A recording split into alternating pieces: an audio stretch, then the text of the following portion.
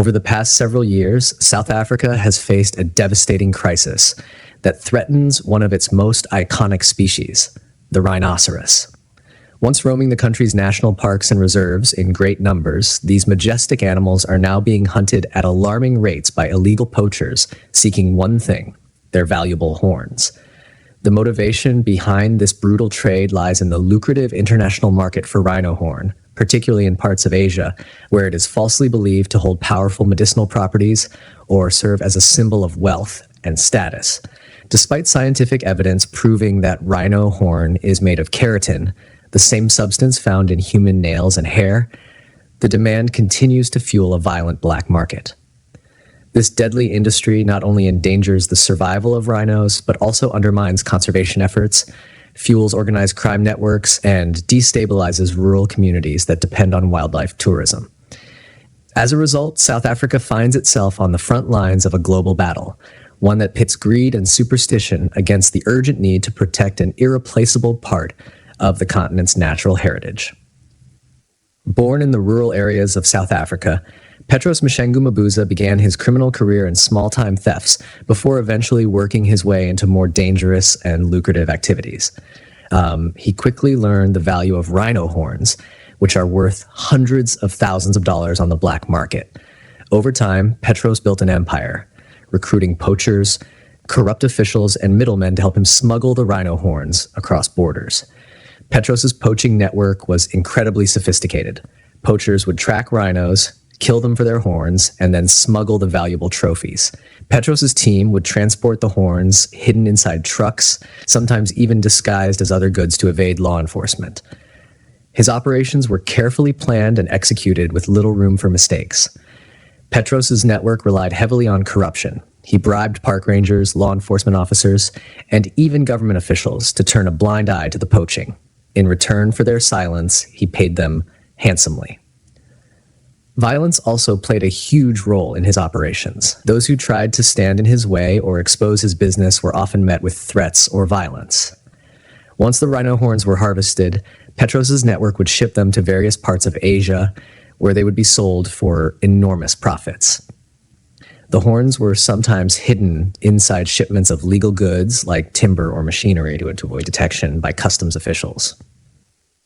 According to Jamie Joseph, the director of Saving the Wild, who had been working closely with police to get Mabuza arrested and convicted for rhino poaching, the man from Hazyview lived a lavish lifestyle. He has been throwing illegal parties, which, according to someone in regular attendance, included naked women dancing on the tables, Class A drugs on the bar dished out like canapes, and armed guards at the entrance, Joseph said. The loaded man he was, Petros allegedly owned houses from Hazyview, White River, and Bombala. Another thing, he was a loan shark who confiscated people's houses and cars. Even in the taxi business, he was a bully at the rank, and his profile is really, really bad. This was said by a local resident. The person said Mabuza started from rock bottom, playing dice, before he ventured into more legal and serious businesses. Despite Petros's efforts to keep his operations hidden, his criminal empire began to unravel. In 2018, South African authorities finally caught a break. 3 poachers shot 4 white rhinos in Kruger National Park, stealing 7 horns but leaving the 8th behind, fearing it had a transmitter. The next day, the notorious poachers, known to work for Petros, were still cleaning the stolen horns at one of his properties.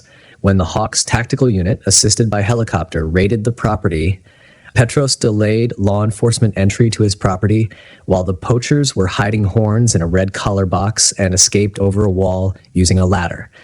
Eventually, 6 horns were discovered by the police, matching those taken from the rhinos the previous day. Even while imprisoned in Nelspruit, Petros remained influential, with officers saluting him as he walked through the cells. His influence extended across Mpumalanga, with ASAP's officials fighting to assist him, knowing he rewarded them in some way. Petros was granted bail of 250,000 rands, 30,000 rands less than what he had paid for 2 horns in that case. One of South Africa's biggest problems is our justice system.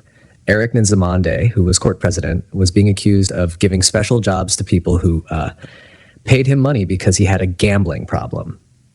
This led to a group of judges and court officials who were making deals with criminals instead of punishing them. In northern KwaZulu-Natal and Kruger National Park, this corruption allowed poachers to continue their illegal activities without really getting punished. The same system that should protect people and the law is falling apart because these dishonest actions are being allowed to happen. For years, Lieutenant Colonel Leroy Brewer was hard at work patrolling South African parks and game reserves, investigating rhino poachers, including corrupt police officers. As a commander of an organized crime investigating unit in the Mpumalanga province, he was recognized as the unit's best detective in 2016 for successfully helping to prosecute 3 police officers involved in rhino poaching in 2014. These officers were later found guilty and dismissed. Leroy also led a high-profile investigation into Petros, and his testimony in the case attracted widespread attention. While driving to work in Mpumalanga, Leroy, who was 49 years old at the time, was shot and taken out by gunmen using what appeared to be heavy-caliber guns. The shooting happened about 9 kilometers outside Nelspruit. A photo taken at the crime scene showed Leroy's vehicle standing in the yellow lane on the tar road with its nose pointing in the direction of Nelspruit. 3 bullet holes could be seen in the driver's window. The passenger window behind Leroy's driver's seat also had a hole through it. On the 17th of June, 2021, the rhino poaching kingpin Petros was gunned down in Hazy View, Mpumalanga. His car, a Ford Ranger, was found riddled with 17 bullet holes. Petros, chatting with a few men in the parking lot, had no idea that he was just seconds away from death. Suddenly, a black VW Polo pulled up beside them.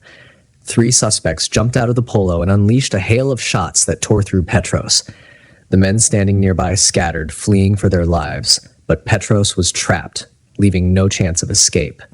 A stray bullet struck an elderly woman. The gunfire stopped as quickly as it began, and the suspects approached the parking lot to search Petros' car, seemingly searching for something. Those watching from a safe distance speculated that they were looking for money or dope. After taking what was in the car, the suspects jumped back into the Polo and sped off in the same direction they had come from. All of this was recorded on CCTV cameras. Petros was rushed to hospital, where he later succumbed to the gunshot injuries. To some, he was nothing more than a gangster, a ruthless poaching boss and a symbol of crime and corruption. But to others, his death marked the loss of a local hero, a man remembered for his generosity and community work.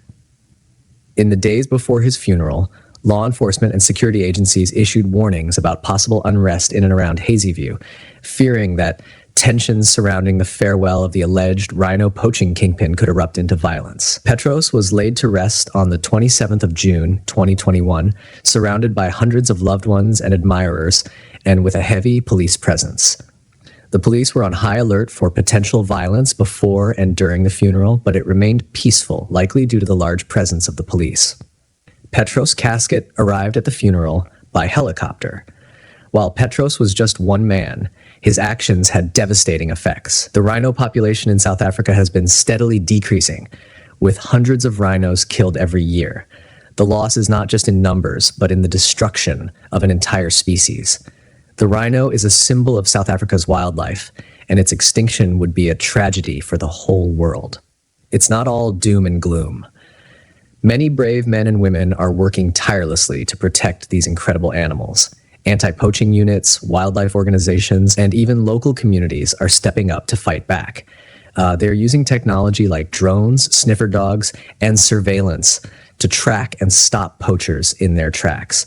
Mabuza's story is a reminder of the devastating impact that illegal wildlife trade can have, but it's also a lesson in the power of justice. South Africa's fight against rhino poaching continues, and the battle is far from over. Thanks for watching. If you enjoyed this video, don't forget to like, subscribe, and turn on the notification bell so you never miss a new upload. Drop your thoughts in the comments. I'd love to hear what you think. See you in the next one.